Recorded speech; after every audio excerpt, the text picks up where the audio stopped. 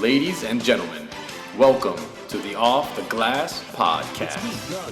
This the NBA on YouTube. We're doing multiple views for different angles. Talking about who's breaking ankles, who's taking flights, who's getting traded, who's the next Mike, the next LeBron. Oh my God, is Zion that dude?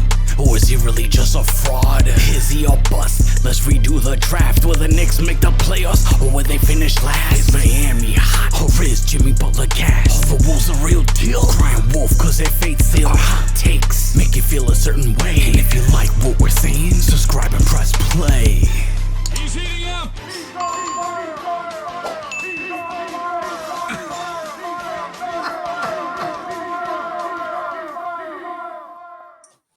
Welcome to the first episode of the Off the Glass Podcast. My name is Danny. I'm your co-host, and this is my other co-host / partner in crime. Ladies and gentlemen, good afternoon. It's Bryan Z. What's up, Danny? How you doing, man? I'm doing well, man. I'm doing well. I'm excited. How about yourself? That's what's up, man. I'm excited too. Let's get to this, man. We're gonna start talking NBA the way we know it. That's right. It's Off the Glass Podcast, where we talk NBA basketball, and while we enjoy our favorite drink of the week. With that note, let's go ahead and toast.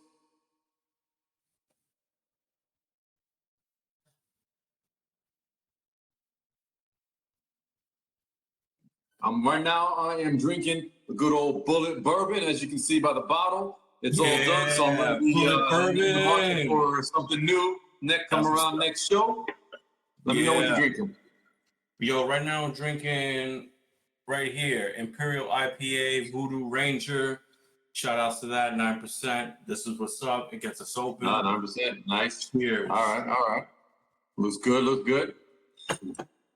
So we're going to start the show. I'm going to introduce myself. As I said, my name is Danny. I've been a lifelong Knicks fan, as most of my fellow Knicks fans can attest to. It's been a struggle. It's been a lot of up and downs, especially over the last 20, 23 years or so. I mean, it's been a bunch of losing seasons, with the exception of 2 seasons. One season we had Melo, and then 2 years ago we went to the playoffs. Obviously got bounced in the first round by the Atlanta Hawks and the patchy head wonder known as Trae Young.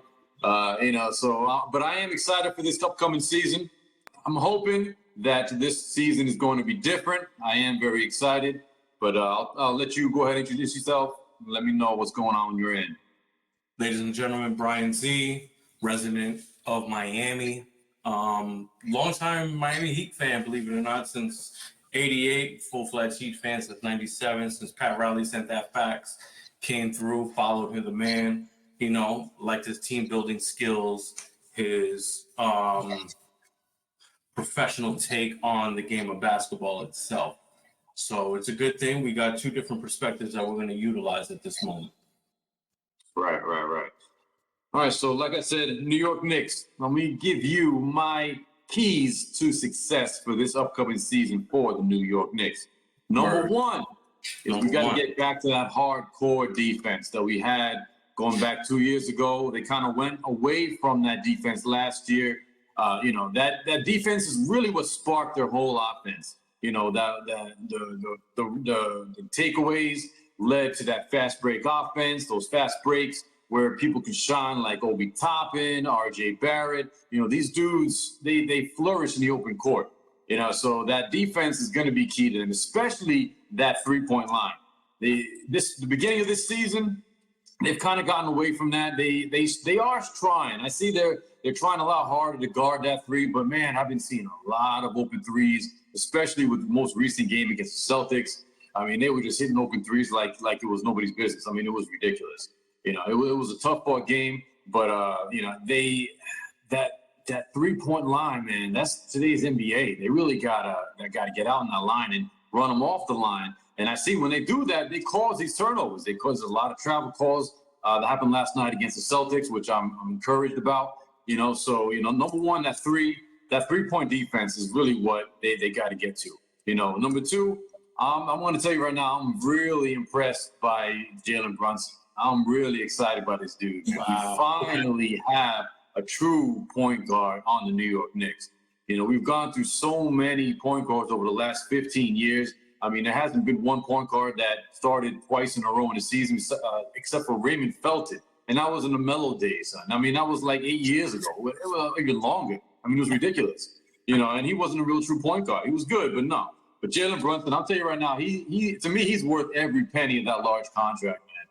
This dude, he makes the right passes, okay? He knows what to do with the ball. And I'll tell you right now, his number one thing that I'm most impressed with is he's crafty. His footwork is unparalleled. He's crafty. When he gets into that paint, he makes dudes miss. He causes fouls. He knows what to do with the basketball. He makes the right plays, makes the right pass. So right there, that shows the kind of point guard general we need on the New York Knicks and on the floor, because he opens the floor. He makes the right passes to get dudes in the right position to make the right plays. He drives and dishes, so he gets the other players on the 3-point line ready to go and knock down those threes. We just got to get a little more consistent knocking down those 3-pointers. But dudes like Obi Toppin, he worked on his 3-point game this offseason, because I seen a major change with him. I mean, besides being Showtime and being a lob threat, and this dude can hit the 3-pointer now. That means he's an all-around threat. He needs to work on his defense a little bit, but man, he can hit 3-pointers and then take it into the hole and just dunk on anybody. He can dunk on anybody. Ain't nobody stopping him, especially in the lob threat. RJ's worked on his 3-point shooting. He's a little shaky right on the beginning of the season, but he's improved every year. I'm an RJ fan. That's my favorite player. So he's the kind of player the Knicks need. He's an all-around player. Offense, defense, exactly. He does everything. Now he's got a 3-point shot to his arsenal. I mean, it's gonna be something to watch.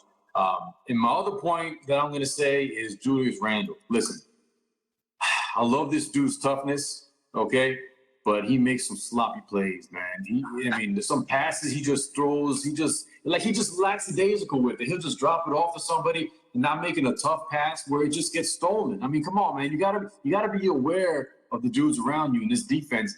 I mean, he causes too many turnovers. He's a tough player, and I was one of the dudes saying that they needed to trade him this offseason. But looking at the way they're playing in the beginning of the year, they really need him, man. I mean, his offense is something that they need. That toughness, that down low. He gets a lot of N1s, and he is a good free throw shooter.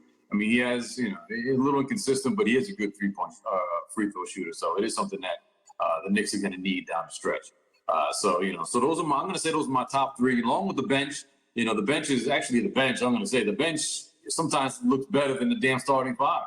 Because they got dudes like Emmanuel Quickly, IQ, coming off the bench, and Obi Toppin, even though I think he's a starter. But the bench is very encouraging. I like the bench, what they're doing right now. So I'm happy with what I'm seeing.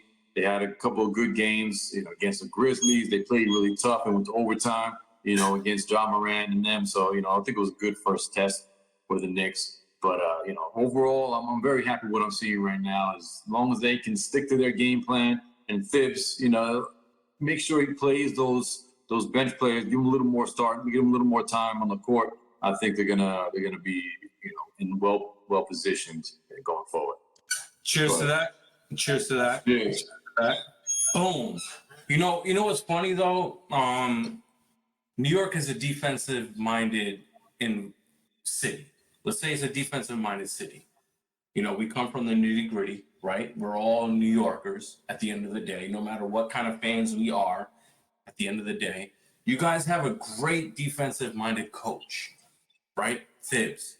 Honestly, Thibs is not bad, man. I don't negate Thibs. We have a Thibs product running our offense right now, Jimmy Butler. Granted, if I want to shit on Butler, I'm gonna use it because Thibs ran his ass to the ground. If you think about it, Thibs is the kind of guy that likes a two-way player. If you guys can actually capture into his defensive schemes, you guys should be okay.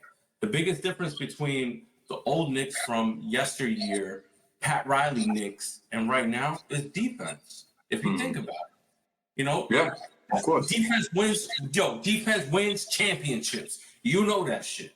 You know what? Yeah. First and foremost, that is the foundation. You guys have a decent ass foundation. You know, We RJ do. Barrett. He brought up RJ Barrett. Now, when I think of RJ Barrett, I think of Tyler Hero. Same draft class, right? Same, you know, the Knicks could have drafted RJ. They could have drafted Hero instead of RJ, but they wanted somebody that was a nice little small forward, power forward, has a mix. Now he added a 3-point shot to his game. Yo, kid, honestly, that shit right there is scary, man. Because that's what I didn't want I didn't want that as a person hating the Knicks right now. I didn't want RJ to develop a 3-point shot. Straight up. He got that.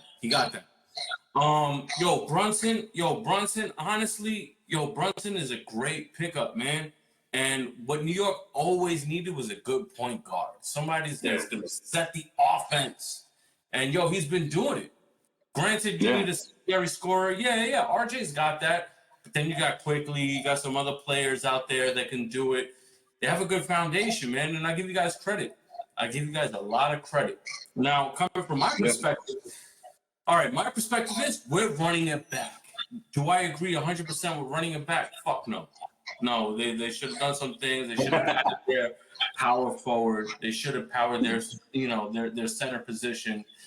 Now, this is what we have going in, man. All right, we got our point guard. We got Kyle Lowry. He's running the offense. Great veteran, offensive-minded individual that can set the team up, set the plays. Then you're feeding it to who? You're going to feed it to Tyler Hero. That's cool. Tyler is an instant bucket. You can't say yes. You can't say no. It's a guaranteed yes. He did have a game-winning shot. We're not going to discuss whether he traveled or not. We're not going to discuss that because it's an instant. It's all good. Hey, the game. He won the game. That's all that counts. He won the game. That shit was a win on the column, and I respect that, and I can take that going forward. Last year's playoff thing, with Jimmy Butler taking that last 3, I wouldn't have taken that, man. I would have, set it up for a 2-pointer, bring it to overtime, but we didn't. We let Jimmy go and die with a 3-pointer. I will never take Jimmy on a 3-pointer, ever. Jimmy's That's like not a his game. That's not his game. No. Nah, Jimmy's a 30% fucking 3-point shooter. I would not do it. I would have. Jimmy had the strength. He could have backed him up. Could have got a foul.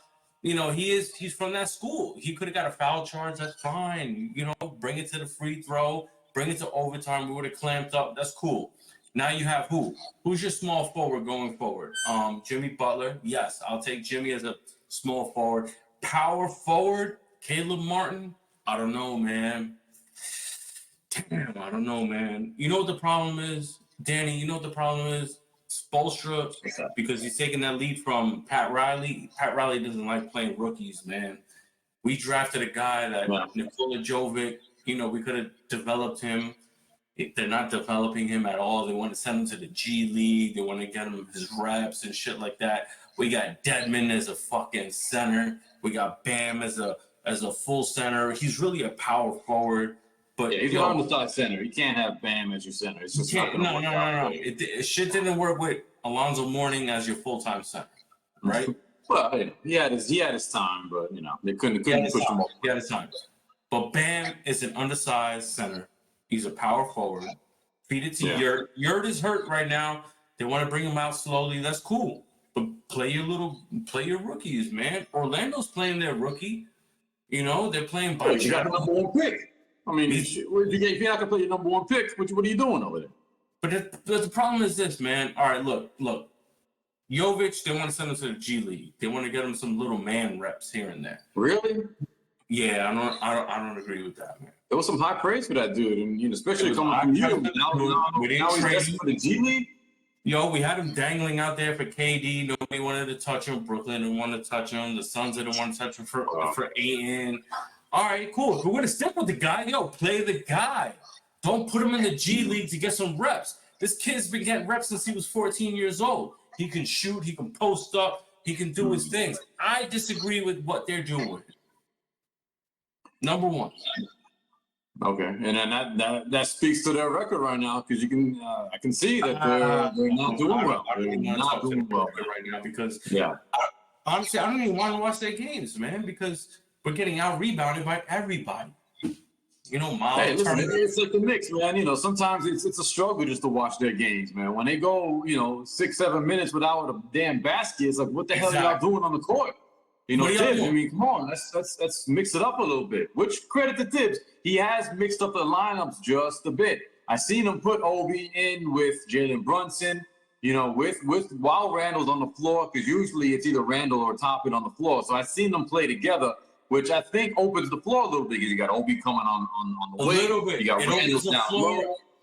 It opens the floor a little bit. Y'all would have benefited from Dwight Howard. What is he doing? He's still sitting at home waiting for somebody to sign him.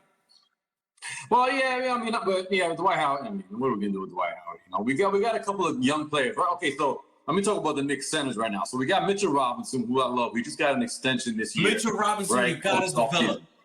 Gotta develop. Yeah. And he's doing his thing. He's actually injured right now. He's out for like 7 to 10 days. Unfortunately, got a sprained knee. But he's one of their core pieces as well. Poor young dudes. He got his extension, as I mentioned, but he's a rim protector, and he is a lob threat as well. If he can just work on being a little more careful with his foul trouble, because that plagued him the last couple of years, man. He gets into foul trouble early, and then Tibbs got to take him off the floor. So he has to be a little more careful, just be a little more smart with his defense and how he's approaching the basket. Then they got this dude from the Clippers, Isaiah Hartenstein, another 7-foot dude. And I love this dude. You know what he brings? He brings energy off the bench. This dude, he dives. He's a 7-footer. He dives for loose ball. He's a good passer. He makes the right pass. I don't like that he likes to hang around the three-point line and shoot threes, which is he shouldn't be. But he actually has a floater. He has a nice touch for a 7-foot dude. He has a floater that I seen him take from the free throw line, and man, I'm like, he making them. Where the hell does this dude come from? He's making floaters for a 7-foot dude. Exactly. What was your point? He needs a passer, right? Somebody to run the offense. If he could develop his game and Brunson could feed him on the down low, free up some space, that's perfect. But right now, you can also use Derrick Rose. Oh yeah, of course. No, I love Rose. That's a Tibbs guy right there. Obviously, he came up with Tibbs. Rose is another key to this team, because coming off the bench, he organizes those bench players. And that's what he got injured last year, so that was a piece that we were missing last year, because he wasn't there to help the Knicks close out the games when they were lacking a point guard. Granted, now we got Jalen Brunson, so it's not a big of an issue, down the stretch of games, because we have that floor general to organize the offense and make sure, dudes are doing what they need to do in the last few minutes of the game. Because that was a problem last year. It's been plaguing the Knicks for years. They go in the fourth quarter. They'll go the last 5 minutes without getting a field goal. What the hell are y'all doing? That's why we needed Brunson. We needed somebody to keep calm under pressure, especially at the end of the game when dudes are trying to play hero ball like Randall, just trucking up threes. But when those ain't falling, what are you doing? They move away from their game. They feel like they need to play hero ball just to close out games, and then they let the other team crawl back into the game, and then they end up losing it. That's where the problem lies. The The problem lies in a secondary star, right? Look, you paid Brunson your star money, right? You paid him your star money. He's a good facilitator. RJ Barrett got to step up, man. Yeah, he does. The battle is between RJ and Randall. It's RJ and Randall. That's what it is. Randall thinks he's that dude. He's a role player. Randall will be a great role player in any championship team. Powerful, he's not number one. Dish it out. Yeah. But you got to give it to RJ. Why RJ? He's got to take that step forward. He's got to take that step forward as the man on this team. Which he's poised to be. Yeah. Which is Randall has done. And I've always admitted that Randall is not a number one. He'd be a great number 3. Not a number 2 either. No. Number 2. He's got to be a number. Yeah, he's a great number 3. He should be. Number 3. 2 years ago, he was. That's what the problem is. I remember watching Randall when Randall was on the Lakers and they had Isaiah Thomas as a point guard. He was a great number 3. He was a great number 3. But that's what you have to understand. Your role is a number 3.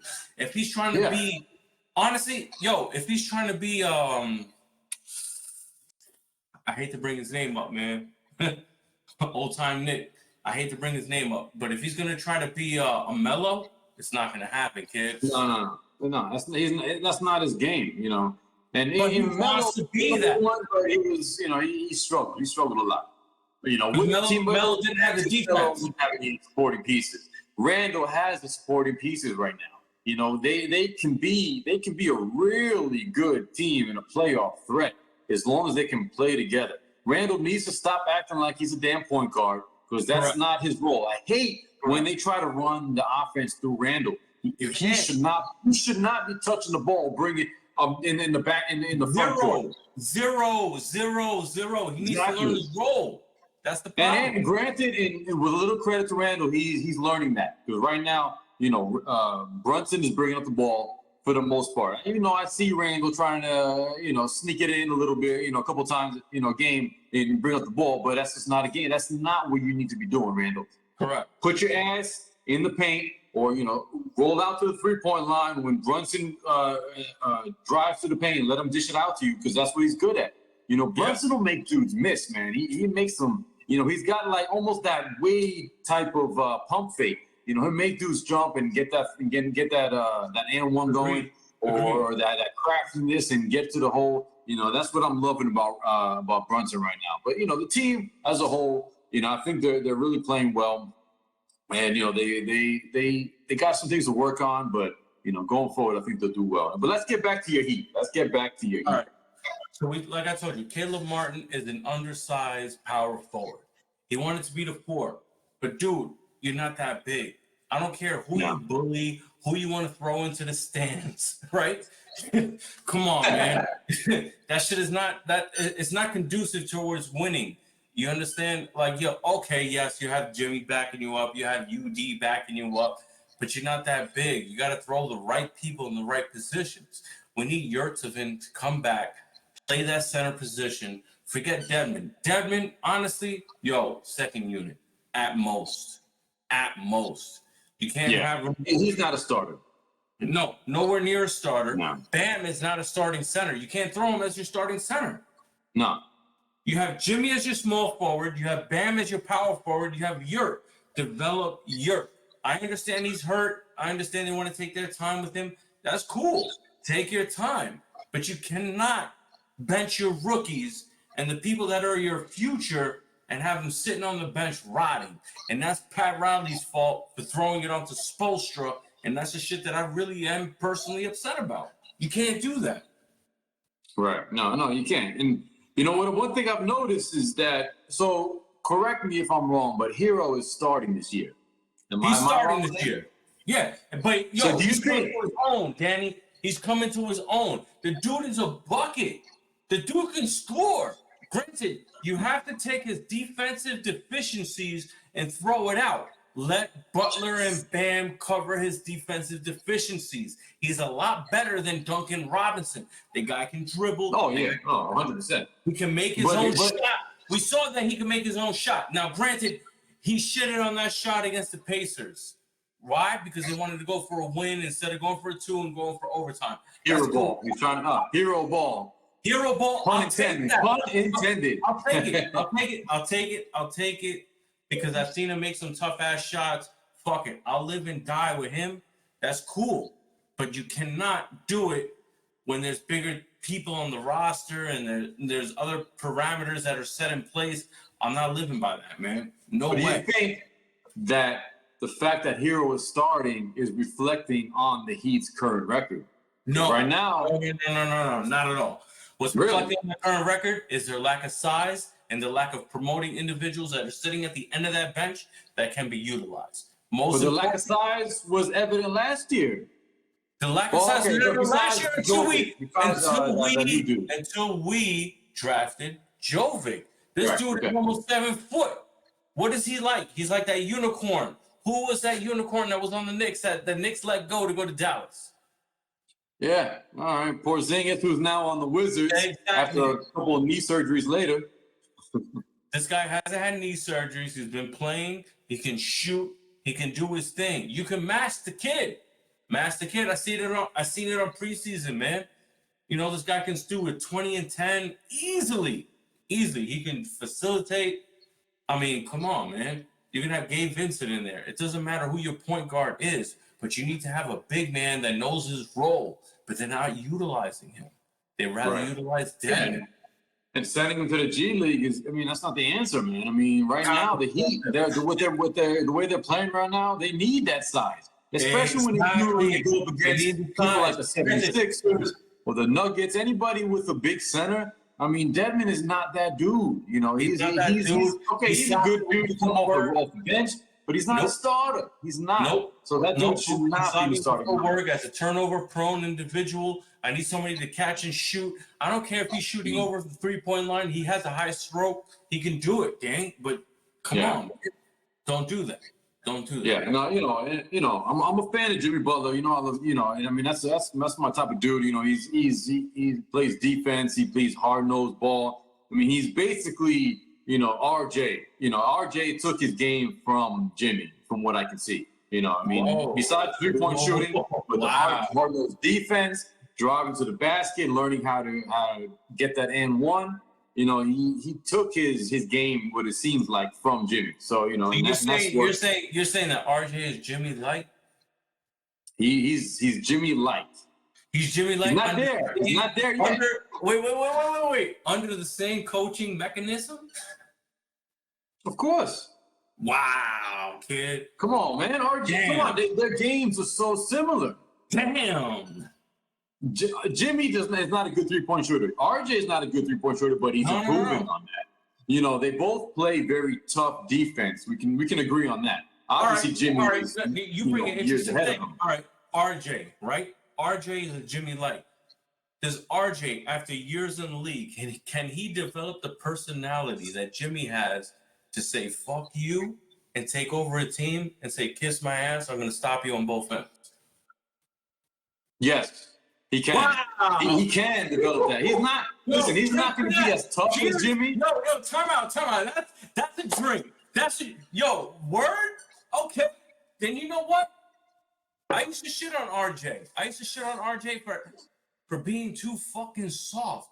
But you think this little Toronto kid, Canadian-born, RJ Barrett, man? Listen. I don't care where he's from. It's where you at, not where you're from, like Mobb Deep said, right? Listen. He's playing in New York. He's playing under Tom Thibodeau. Okay, he's playing that New York type of defense. He's learning how to play with these other players around him. With Randall, he's playing with Randall, who's a tough ass dude. Randall's a tough ass dude. His toughness is ridiculous right now. My problem with Randall is he talks too much. He lets his emotions get into the game too much, so his emotions take over and he starts to get sloppy, he'll start to make stupid fouls. You got to remember, Randall came from the Lakers, right? Yeah, under Kobe. He learned from Kobe. He was led by Isaiah Thomas.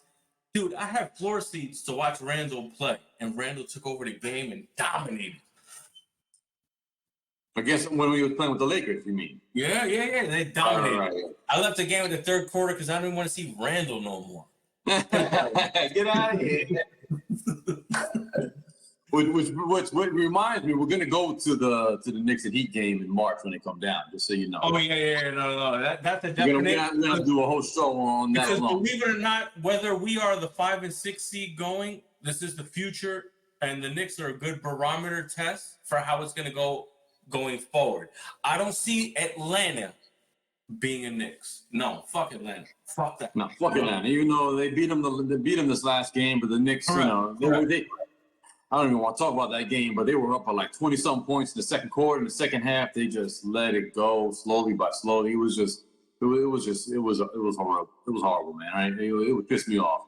But we'll talk about the rankings in a minute. But I don't see the Hawks doing anything this year. I think they're overrated. So as I finish, man, honestly, Spoelstra, I can say good things. I can say bad things.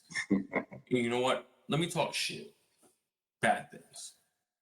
Dude, you had LeBron James for 3-4 years, right? First year, LeBron James should have had a ring. You know, I'm not going to put it on Chris Bosh getting nutted on by fucking Dirk Nowitzki. I'm not going to do that. LeBron should have had taken over this team being a nemesis. Yes, he did it the year afterwards. He killed KD. He killed Westbrook. He had that. But, yo, Spoelstra, any coach, I could have put any coach on the 2014 and they would have got a 2-4 record. Come on, man. Honestly, you know that, Kenny. You know that. This team, anybody can coach them, got a 2-4 record. Right? The first year was a guaranteed win, man. How the fuck do we lose to the Dallas Mavericks, man? Who the Dallas Well, the Mavericks had it going. You know, I mean, Dirk was a beast. You know, I mean, last few years of his career, he was still a beast.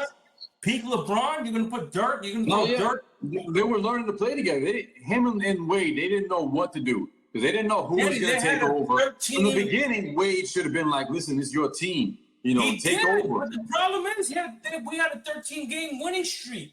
We had a turnaround that was okay. But come the playoffs, yo, we buried Boston on a game 6. We were facing elimination. The LeBron lights in your eyes. Come on, man. And he didn't do that shit in the finals. Yeah. No, I mean, Dirk was just too much for them, man. And they had a couple of role players there, that helped them along, but Dirk was just too much for them. Fuck out of here. Who was cooking? Who was cooking Puerto Rican point guard, man? This guy was cooking the fucking Barea. Yeah, JJ Barea, dog. Come on, man. Who's that? They had the one point guard who got a tattoo of the championship before they even won it. I forgot his name, but hey, that was a ballsy move, though, man. That was a ballsy move, and it worked out for him. I hate the Dallas Mavericks, man. 05, we took them. Wade took them. Wade could have instilled that in them in the locker room, man. But fine, we lost it. That's cool. The last one, cramp gate. You're having diarrhea against the Spurs. Game 1. Oh my God.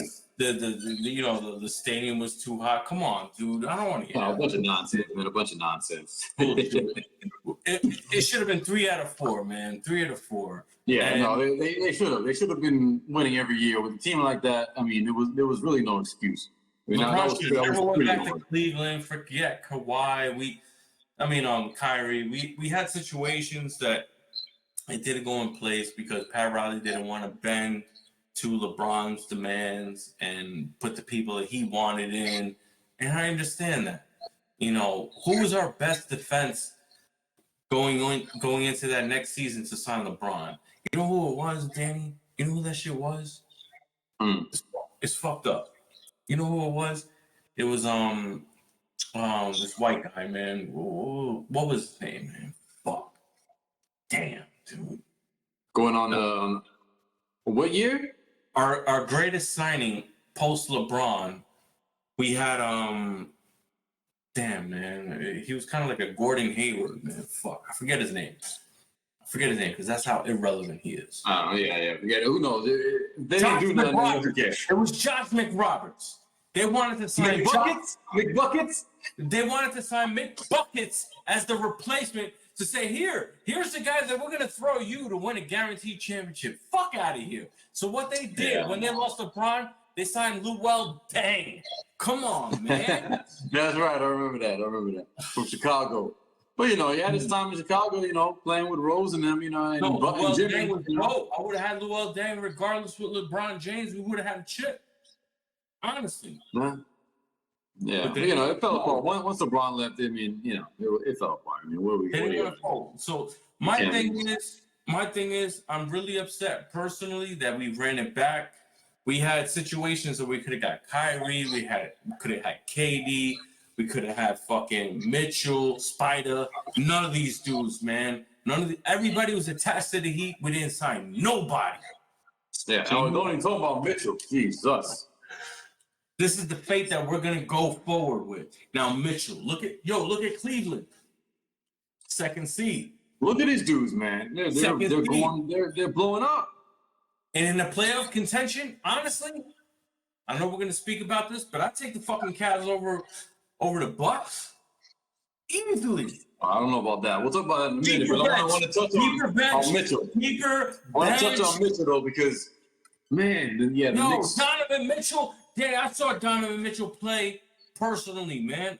I'm sitting in the stadium. I'm with my daughter, and she's like, "Wow, Mitchell's great. Yo, Mitchell ran the team." Now you're Yeah, gonna throw Mitchell. No, Jared Allen he's in he's there. a You one of have a these kind, other man. guys in there. Yo, the Cavs. I'm sorry, man. This is the first time the Cavs are gonna win anything without LeBron. Since LeBron, right? Fucked Yeah. up. I mean, I was hoping, man, like Fucked every other up. Knicks fan, that they were gonna get Mitchell. You know, Danny Ainge fucked them up. But, you know, I mean, obviously, you know, the Cavs, I mean, the Jazz, Danny Ainge wanted too damn much, man. He wanted like 6 draft picks, like It's not 3 even players. Danny Like, Ainge. what the hell? Danny, listen. We have a mole implanted in Utah, Dwayne Wade, damn it.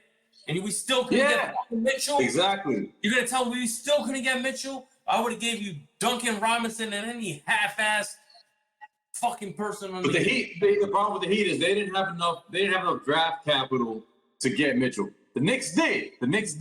But I mean, they were just getting too damn greedy. draft capital. What is a white guy like Tyler Hero going to Utah? Come on, man. That shit is like going to Boston. Get the fuck out of here. That shit is easy. No, he would have been a great fit. But you would have had to give up probably Bam as well. I would have gave up Bam for Donovan Mitchell any day of the week. Yeah, I mean, you know, it probably would have been a good fit as well. Definitely him and Jimmy together would have been dope. Brunson and Mitchell, come on, man. Oh my God, Brunson and Mitchell and Randall and the other Mitchell playing the center. The only thing you guys needed was RJ. Center.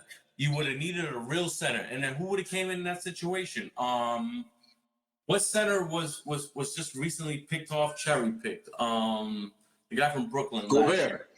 No. Yo, we're talking about cherry pick? Yeah, cherry pick. Not Gobert. Gobert was not cherry pick. Gobert was given guy picks, everything. The Minnesota gave up the whole. Who's on Brooklyn last year? Brooklyn center, young guy. DeAndre Jordan. No. That's bench. Before that. Who the hell was on Brooklyn before that? On the Clippers. No, not the Clippers. Oh, Cousins? No, not Cousins. He wasn't on Brooklyn. No. I forget. Who cares? So it doesn't make a difference. We'll go back to it. Yeah. But so listen, I would have wished the Knicks would have grabbed Mitchell, man. He would have been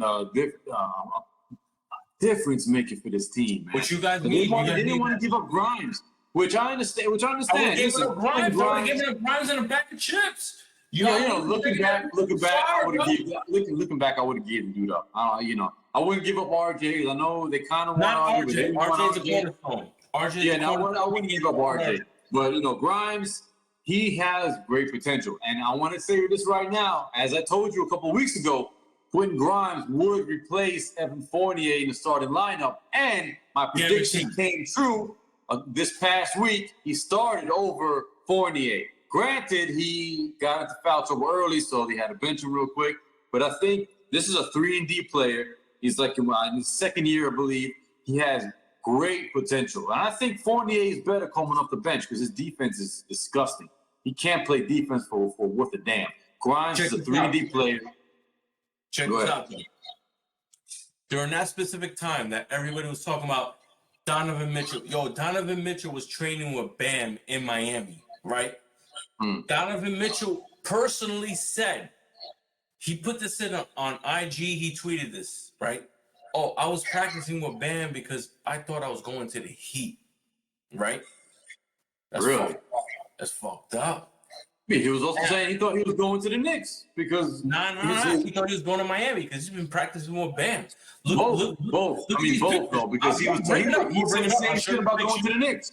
But here's the shit. We were willing to throw Tyler Hero as the trade chip, right? Because we didn't sign him to that rookie extension that RJ got.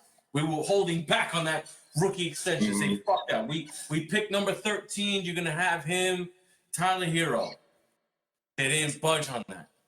Tyler Hero, Wow. dude, yo, this guy is an all-star. It's a future all-star, averaging 20-something. Right now it's 17, 18 points a game. That's cool. He can give you 18 on an off night when the dude's sleeping. But he's just not enough. You know, you would have to give up Hero, Bam, Robinson, and four draft picks. No. Don't throw Bam in that shit. You can't. We'll throw away Hero. But you would have had to. Hero and Robinson ain't enough. Not for that, because Utah wanted just picks and future shit. We were gonna that's the other thing. You didn't have enough picks. You would have had to get another team involved. We didn't have enough picks, but I would have packaged Caleb Martin, Tyler Hero, Duncan Robinson. Let's talk about Duncan damn Robinson, man. Talk about falling off a cliff. No. They did not want to showcase him. He can still shoot. He can still do his thing. He had 23 the other day. He was the person responsible for a win. They're going to continue to showcase his ass until February, until that trade deadline. Until the Lakers say, yeah, we need a laser. What did LeBron say at the beginning of the year? We don't have a laser. Yo, Duncan Robinson is your laser. If you can protect Duncan Robinson, because you got AD and LeBron out there, you can divert these two guys out and give this guy a free pass. He'll fucking make a three-pointer, kid, easily all day. The problem he can't. That's Robinson's game, but he fell off last year, and that's why he got relegated to the bench. They didn't fall off. It's that they didn't want to utilize him. I don't know why they just threw his ass off the bench, because we got Depot coming back, and Depot was two-way player all day. Depot shut down in the playoffs. Who did he shut down in the playoffs? He shut down Harden. He shut down Trae Young. He put all these guys on lockdown, straight lockdown. But I told you, I was worried about Depot's health, and what now? He's injured. He can't stay healthy. That's going to be a big drawback with him. He injured his other knee. It's not the knee that he got rehabilitated on. Okay, either way, he's still injured. You know, I mean, the dude is just health overall. Now, listen, I like Depot. I think he had amazing potential, a few years ago. But when he had that first injury, forget it. It was just all downhill from there. And obviously, the Heat got him cheap. They figure they can rehabilitate this dude. And he's on the dollar. Exactly, for nothing. But the problem is that's why Duncan lost. Yeah, like you said, that's why Duncan lost the starting position. But even off the bench, Duncan was just not hitting threes last year. He was getting threes and just breaking them, air balls. He just wasn't doing what he got. He got a large contract and he wasn't doing what he got paid to do. Danny, against Atlanta, he had 27. One game. Because the only guy that played his ass. He can do 27. Well, listen, the problem and then that goes back to the coaching. That's where we're the same with Thibodeau and Spoelstra. They don't like to play these bench dudes in the larger role because I don't know, they just stuck in their ways, they're stuck in the old school ways, and that's just going to screw them up in the future. So hopefully they can realize the mistake, what they're doing, and change the game around. I see Thibodeau doing that a little bit right now, so hopefully Spoelstra can come, follow suit and see if we can get the Heat back on track as to where they should be. Well, social media has Spoelstra burning down. When we take 2-3 losses, we don't ride for Spo. We say, you know what, fuck that. We understand you had a shit squad. You gave up all this money to bring in Lowry. You gave up Goran Dragic. Goran Dragic burned the shit out of us when we played against the Chicago Bulls. Yeah. Chicago has a good team. We're going to talk about that in a minute. Oh, man. Talking about that right now, let's go ahead and get to our rankings, all right? Let's do the rankings. All right, so what we're going to do right now is break down our East and West rankings for the playoffs. This is obviously early in the season, so this is our predictions, early season predictions. We're going to go 1 through 8 for the East, then the West, and then do a quick breakdown of that, and then we'll compare our notes. So with that said, let me go ahead and start off with my East rankings, 1 through 8. Number one. Who's your one? I have the Milwaukee Bucks coming out the East again. Right now, they're looking, like another juggernaut. They should, obviously, they came out, a couple years ago. They were the champs. Last year, they fell off a little bit, let Boston take them over. But right now, I see the Bucks. They're true to form. They're healthy. I think they're going to come out the East again as a number 1 seed. Okay. Number two, I got the Boston Celtics. What? Mean green Boston Celtics. Listen, No. they torched the Knicks last night, but listen, the Boston, they got that defense.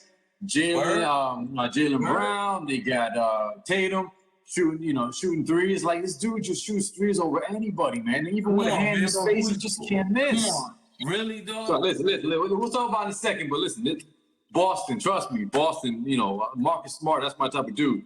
Number three. Even though they're having a tough time right now with some injuries, I got the Philadelphia 76ers as the number 3 seed. Whoa. Obviously, with Harden injured and Embiid out, the Knicks just barely beat them the other night. Even though they beat them, I'll take that win for my Knicks. But 76ers, they have a packed team, man. With his name Tucker. Listen, they got a team when they're healthy, and I think they will be down the stretch. They're going to be a tough-ass team to get out. All right, so that's number 3. Number 4, and, this pick has right now, just from pure talent, aside from all the drama going around this team, I got the Brooklyn Nets at number 4. Even though right now they're at the bottom ranking of the East, I'm just going straight off of talent, okay? Barring any crazy trades, or any injuries or any drama that might come with the trade deadline with Mr. Kyrie Irving, as I'm sure we know. Barring any crazy trades. We'll get into that. Do it. Yeah. We know with Kyrie, the drama. We'll talk about that. So that's number 4, the Brooklyn Nets. Number 5, I got the Cleveland Cavaliers. Mr. Spider Mitchell. That's number 5. Yeah. I got them at number 5. I know it's a young team and they're playing really well right now. A lot of other teams are kind of injured, and they're learning how to play against the Cavs.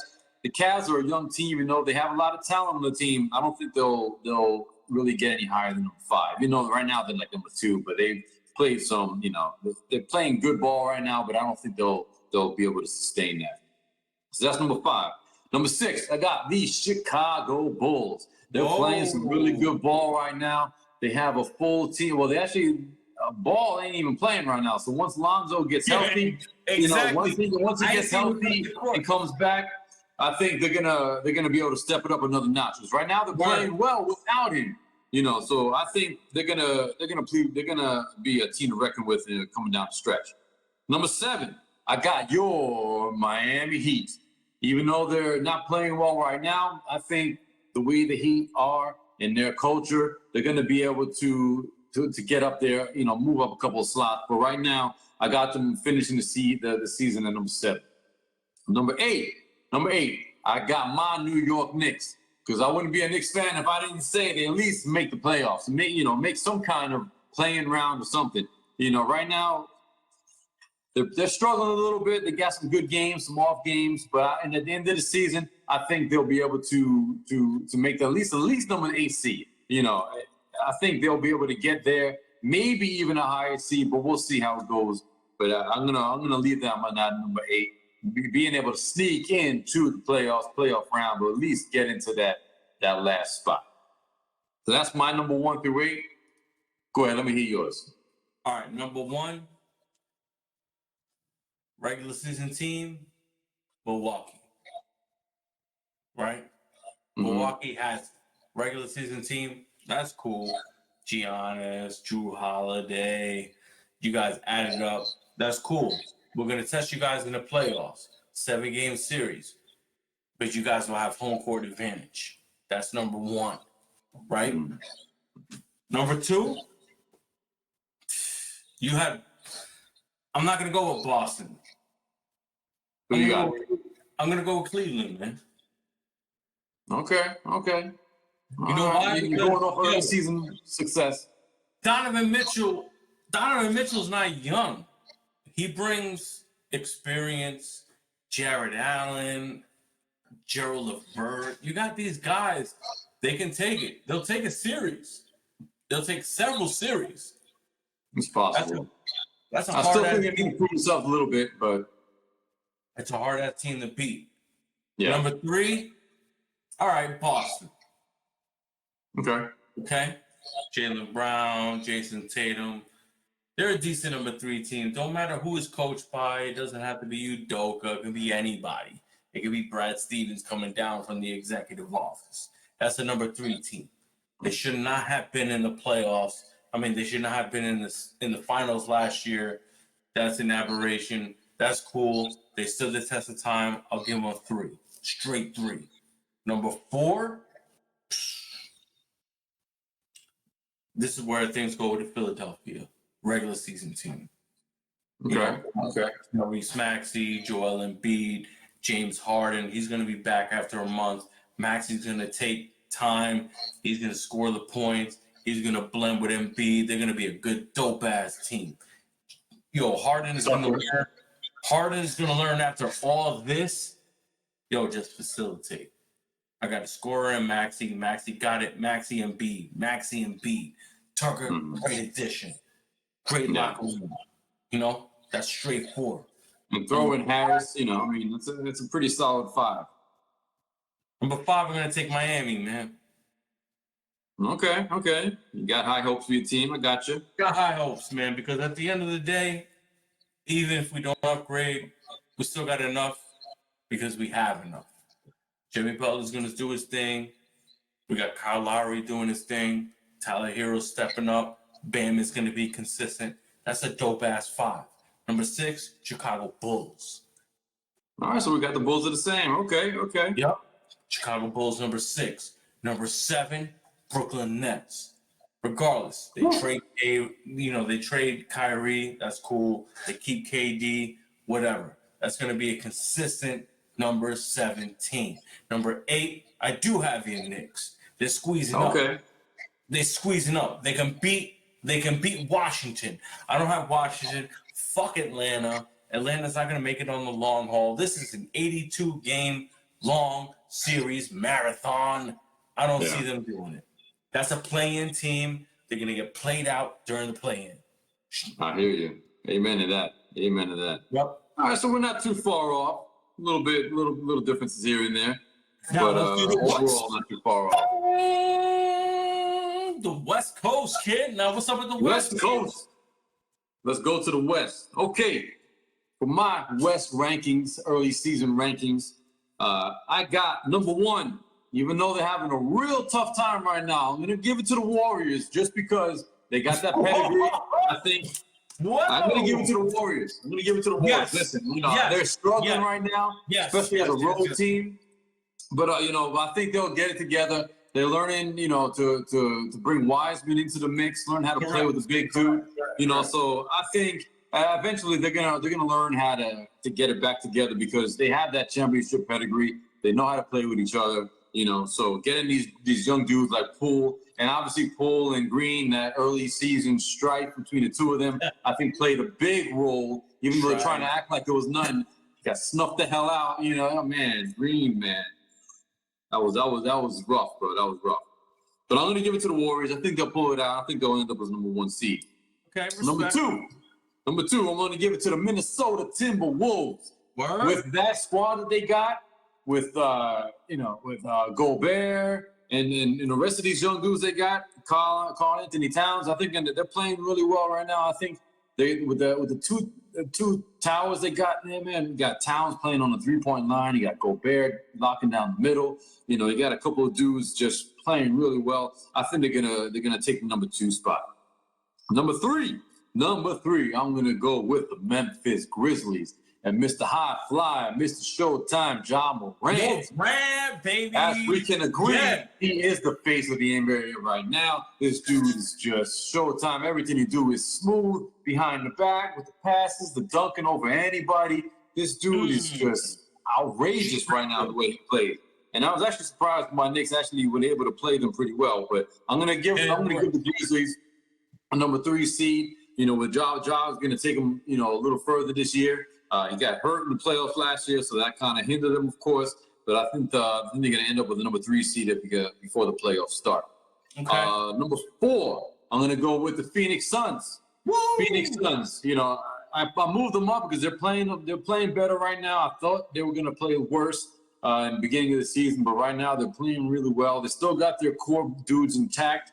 Exactly. All their players are there. You know, they had a little bit of little controversy with trying to trade some dudes here and there on the offseason. Nope. But it didn't happen. You know, they kept them together, so I think they're gonna run it back, and I'm pretty sure they'll lock up at least the 4th seed. Number 5, and surprise pick is the Pelicans. Mr. Zion, Mr. Big Name Zion.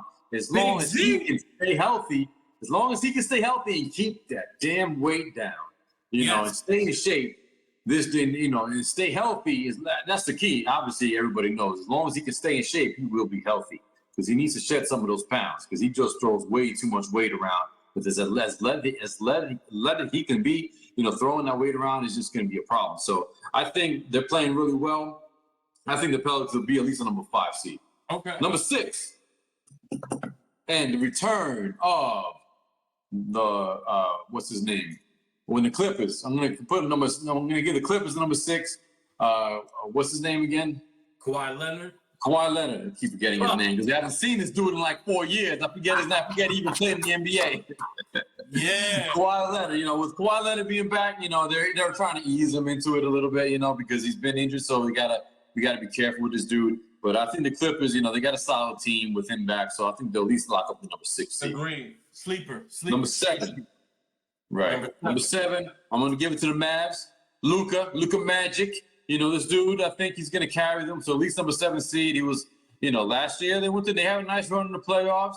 You know, they put a little too much on his shoulders. But I think he'll be able to. He's playing hard. I think he's going to at least lock up a number 7 seed for them and carry them a little bit more. And number 8, I'm going to go with the Denver Nuggets. Wow. Yeah. Former MVP Nuggets at number 8, man. Damn. Yeah, I'm gonna put them at number 8. You know, I know they should be higher technically, but I just don't have much faith in the team as a whole. You know, I just don't think they're gonna go very far. But I'll give them credit for having an MVP on their roster, and we'll see how far he takes them. But I'm gonna give the Nuggets a number 8 seed. All Talk right, to me. What you got for the West? That's respectable. Okay, coming from the West, man. All right. Regular season. I'm not going to discuss playoffs. This is for later discussion. Regular season. This is pre-playoffs. Pre-playoffs. Regular season, I'll give Phoenix number 1. All right? Okay. Very cohesive. They brought everybody back.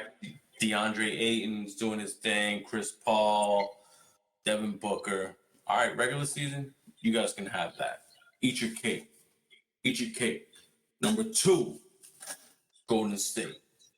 You know, they're not having the best introduction to the season. They'll get back into it. They brought back all their players. Klay Thompson is going to get back into form, and he hasn't had a full season to go back into what he needs to get into. Jordan Poole is going to go into that second scoring option. You know, obviously number 1 is Curry. That's cool. Curry. Dude, Curry's the best shooter we've ever seen. We can all acknowledge that. Yeah. Right? Jordan Poole's going to get into it. He's going to get his swag back. He's going to get into a number 2. A number 3, Klay Thompson gets into his thing. And then, you know, then you can get into everybody else. Wiseman is going to develop into that center. They need to have these differences. They'll go back into it. Steve Kerr is a great coach. Steve Kerr wasn't the best coach. I still say Mark Jackson was better than Steve Kerr. Steve Kerr was handed the championship mold. That's fine. But Steve So you Kerr think Poole's going to take over Thompson? Yeah. Okay. Yeah. But Steve Kerr played with Jordan, man. He's part of the chip series. You know, he knows his things. He knows how to play people into their roles. Draymond Green, you're gonna become Udonis Haslem. That's fine. Little bark here and there, but you need to get Wiseman going. That's the key. That's number 2. All right, that's number 2. Number 3, Grizzlies. Okay, so we're on point with that. John Morant, man. Like, yo, Ja is the most exciting player I've ever seen since LeBron James. Before that, honestly, I like Dwayne Wade before I like LeBron James. And John Morant is the best person I've seen since 05 Dwayne Wade. He's even more Showtime than Wade. He's way more short-time than Best Wade. player I've seen since. Yeah. I'm not saying he's better. But he's flashy. Yes, He God damn it, he gets he crowd into it. He's a I told flashy you, ass dude. no, Danny, personally, I told you he's the most exciting person I've seen since Michael Jordan, man. Probably. I mean, as far as his skill set, and now he can hit the three-pointer. Now you got to guard him at the three line. Oh, what the hell? Yo, but what are you gonna do with this dude? Jordan could have always shot a three-pointer, but it wasn't Yeah. that type of league back then. This No, of is course. the guy. It is right now. He's going to take control of the league. He's going to pass the torch. He's going to be better than LeBron in the sense of carrying on a team and being that role model. I got you. Ja, I love your game, kid. Okay. Straight All up. right. Straight Go up. ahead. Number 4. I got the Nuggets, man. Wow. Okay. You got a lot of faith in these I got dudes. a lot of faith, yo, because the Nuggets got a lot of veterans. They still got Joe, they can still got the Joker. You still got 2-time MVP. They're gonna be solid. They're gonna be a tough out in the playoffs, man. Honestly. Yeah, they will be. 5, They've kind of fallen short, but go I'm ahead. falling short, but I still got them as a solid 4. Number 5, I got the Clippers. Okay. Kawhi, Paul George, all the other associated role players. Just because of that, you can't count them out. If they're starting off, definitely not. can't count them out. It's a dark horse team. They can take it all the way. If they gel at the end of the year, dude, then they gel at the end of the year. It's gonna be a tough ass out. They still got to say towards the end of the season, once they start really gelling together, like you said, they're gonna be super difficult to get out, especially super difficult. But they got a difficult division. You still got to beat Memphis in a 7-game series. You still got to beat the Grizzlies in a 7-game series. You still got to beat the Warriors in a 7-game series. Yeah. I'm sorry, but you fall to that level. After that, Phoenix Suns. Okay. All right. Got number 6. Great, All right. Phoenix Suns. great regular season team. I don't think they have enough gas in the tank to make it full through that. Unfortunately, Chris Paul, Chris, I wanted to see you go far, man, but you should have just traded. You should have gone to Miami. You should have switched conferences. Sorry about that. Devin Booker is not that guy to lean your fucking hat on. That's it. He's a great player, but like you said, great regular season team. They don't seem to gel too well in the playoffs. They rely too much on the jump shooting. So we'll see. We'll see how they do. But I agree with them being a little forward, lower in the pack.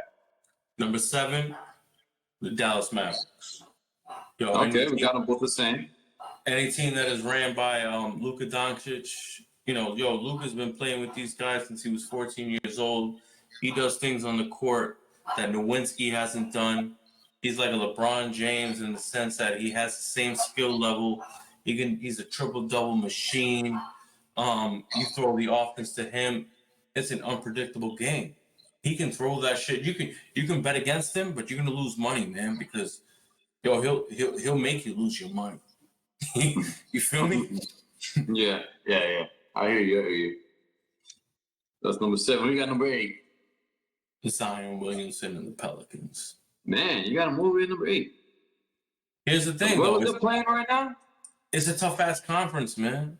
It's a tough conference. And I don't want to see them when they gel. Zion is coming back from injury since he's been in the league. Yeah. No, it's true. So you're basing that basically on the health of Zion, which is obviously a big question mark.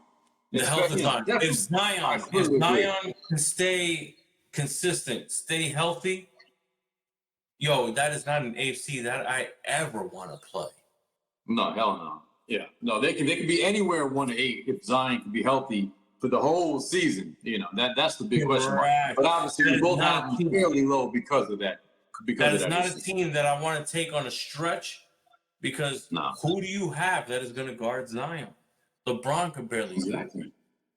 And he's not a center, so you still have he's a power forward. So you need somebody who has that power forward spot that's going to guard him, who's big and tough. Not many teams have that. So that's going to be a problem for a lot of teams. Everybody. Yeah, no, I totally agree. Yeah. Zion can take the Alright, Warriors. not bad, not bad. If the Pelicans had a shooter, right?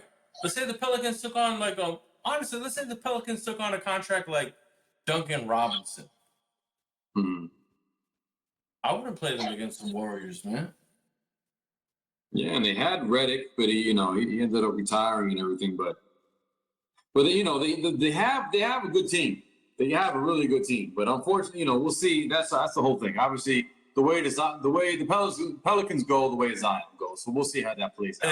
Exactly. Exactly. But we'll see. But either way, I think we're fairly even on our list 1 through 8.